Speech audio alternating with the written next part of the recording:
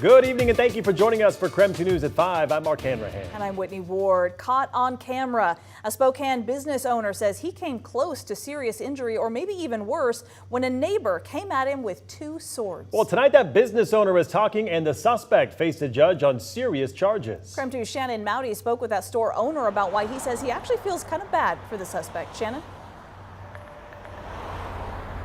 Well, guys, this is all that's left of a tree outside Zany's smoke shop. Court records and security video actually show a guy chopping into it several times with two samurai swords. But it's actually what happened next that led to his arrest and assault charges. It's in the name. Zany's smoke shop is known for off-the-wall offerings.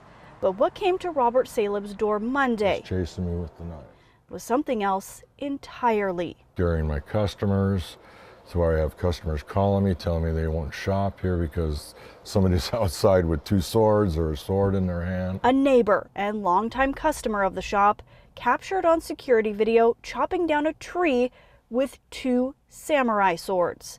Saleb says he confronted the man about it, and that's when things took a dangerous turn. So he saw me peeking through the gate. That's when he said, "I'm going to kill you." He came through the gate. I backed up. I said, "Calm down, just calm down." He took his sword, swung it, but I was still about 5 feet away from him. That's when Saleb turned and ran inside, not realizing his potential attacker was right behind him. And here I come, running back up here, and here he is chasing me with the knives. That man's now charged with second-degree assault and resisting arrest. And now he leaves, shows me that he's going to come back. This is regarding incident at the Zany's.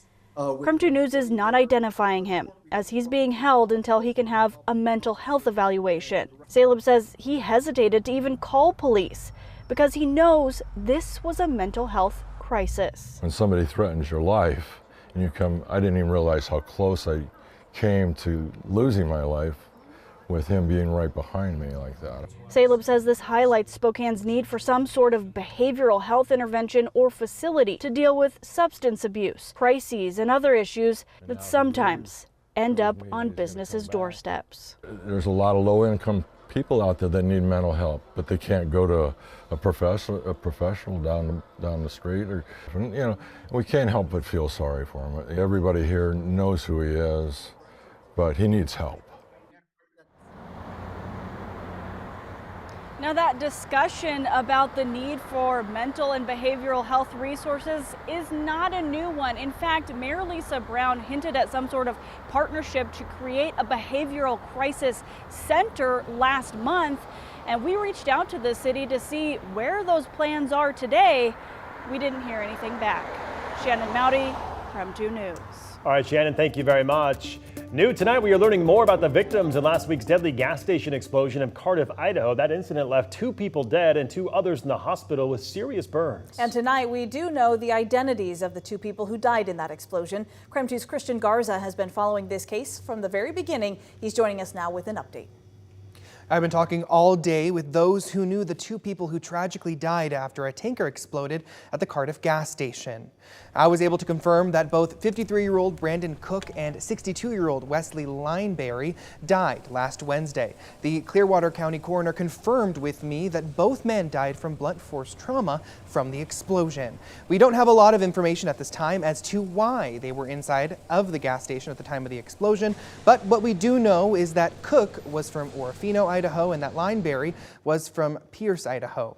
Now, we also know the names of the 2 Atkinson distributing employees that were life-flighted to Seattle, Donnie Billiter and Roxanne Hubbs. A spokesperson from the University of Washington Medicine says that Hubbs is still in critical condition and Billiter is satisfactory, which means that he's in acute care, which is non-ICU. GoFundMes have been set up for both of the surviving victims at this time. Now here's a recap of what happened since the gas station exploded last week. We know that a call came in on Wednesday, September 11th, that the Atkinson Distributing Station in Cardiff exploded just after 3 p.m. A manager from Atkinson Distributing says that the station was only used during logging season. The day after the explosion, the Idaho State Fire Marshal confirmed that the bodies of 2 people were found under the rubble of the gas station. Agents from multiple agencies like OSHA and the U.S. Bureau of Alcohol, Tobacco, Firearms, and Explosives traveled to Cardiff to investigate. The Idaho State Fire Marshal says that the cause of the explosion is still under investigation and that it could take several weeks to figure out what happened. The Idaho State Fire Marshal and the Clearwater County Sheriff's Office tell me that any other updates will come after the investigation has ended. Christian Garza, KREM 2 News. Christian, thank you very much. Switching gears to talk weather with our chief meteorologist, Jeremy Legoo. After hitting 80 in Spokane yesterday, temperatures dipped a bit today. Yeah, it felt a lot cooler. So, Jeremy, we also saw some rain, and by some we mean a little. So what do you think? Is that the most that we're going to see?